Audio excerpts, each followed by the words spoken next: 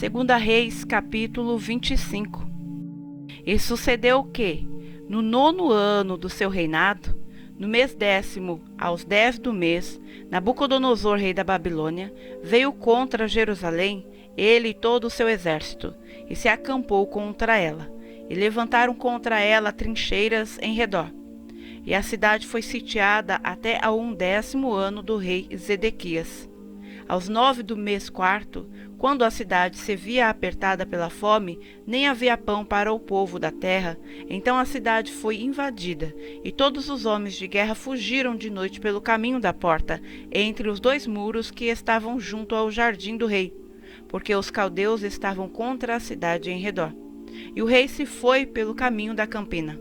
Porém o exército dos caldeus perseguiu o rei e o alcançou nas campinas de Jericó, e todo o seu exército se dispersou. E tomaram o rei e o fizeram subir ao rei de Babilônia, a Ribla, e foi-lhe pronunciada a sentença. E aos filhos de Zedequias mataram diante dos seus olhos, e vazaram os olhos de Zedequias, e o ataram com 2 cadeias de bronze, e o levaram à Babilônia. E no 5º mês, no 7º dia do mês, este era o ano 19º de Nabucodonosor, rei da Babilônia, veio Nebuzaradã, capitão da guarda, servo do rei de Babilônia, a Jerusalém, e queimou a casa do Senhor e a casa do rei, como também todas as casas de Jerusalém e todas as casas dos grandes queimou. E todo o exército dos caldeus que estava com o capitão da guarda derrubou os muros em redor de Jerusalém. E o mais do povo que deixaram ficar na cidade, os rebeldes que se renderam ao rei de Babilônia, e o mais da multidão, Nebuzaradã, o capitão da guarda, levou presos. Porém do mais pobres da terra deixou o capitão da guarda ficar, alguns para vinheiros e para lavradores. Quebraram mais os caldeus as colunas de cobre que estavam na casa do Senhor, como também as bases e o mar de cobre que estavam na casa do Senhor, e levaram o seu bronze para a Babilônia.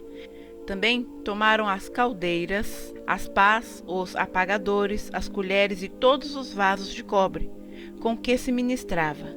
Também o capitão da guarda tomou os braseiros, e as bacias, o que era de ouro puro, em ouro, e o que era de prata, em prata. As 2 colunas, um mar e as bases que Salomão fizera para a casa do Senhor, o cobre de todos estes vasos não tinha peso. A altura de uma coluna era de 18 côvados, e sobre ela havia um capitel de cobre, e de altura tinha o capitel 3 côvados, e a rede e as romãs em redor do capitel, tudo era de cobre, e semelhante a esta era a outra coluna com a rede.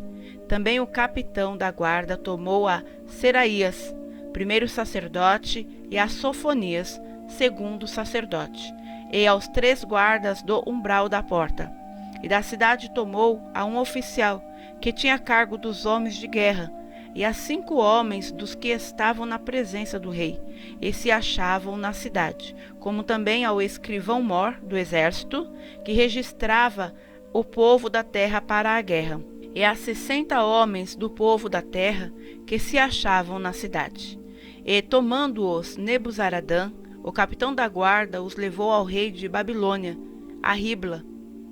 E o rei de Babilônia os feriu e os matou em Ribla, na terra de Amate, e Judá foi levado preso para fora da sua terra.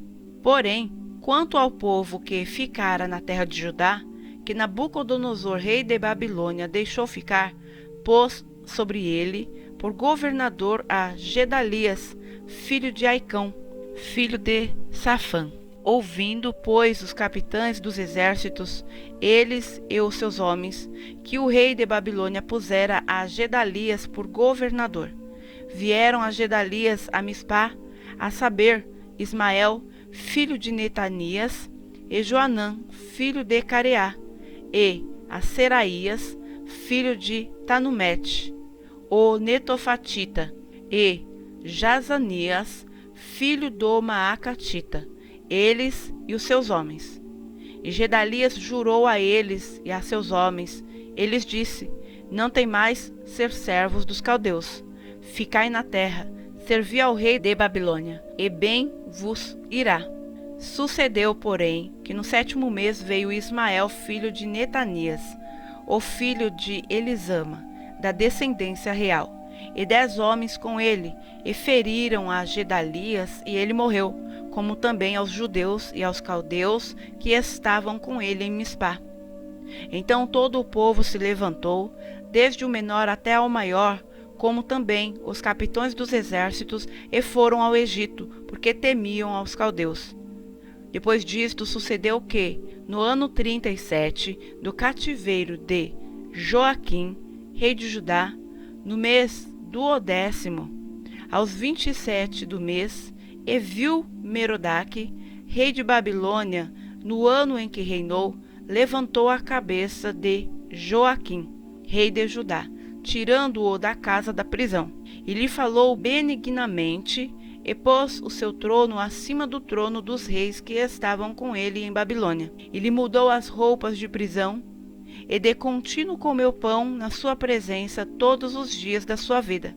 E, quanto à sua subsistência, pelo rei lhe foi dada a subsistência contínua, a porção de cada dia no seu dia, todos os dias da sua vida.